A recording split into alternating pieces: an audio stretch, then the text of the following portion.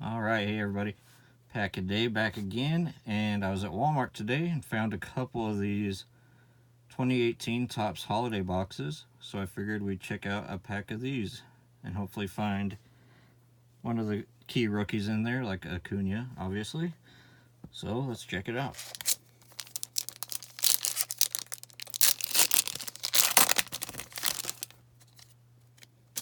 All right, first up, got Jordan Hicks, rookie card.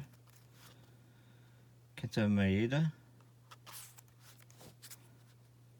A Willie Calhoun rookie. I see a Brave coming up. Oh my gosh. Didn't take too long to find it. First pack.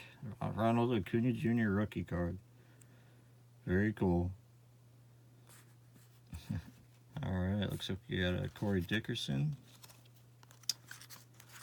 I don't know what you call these, the raised shiny snowflakes.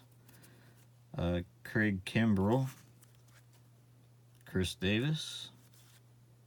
Robbie Ray. Yoenis Cespedes, and Ian Kinsler. So that was pretty cool. First pack.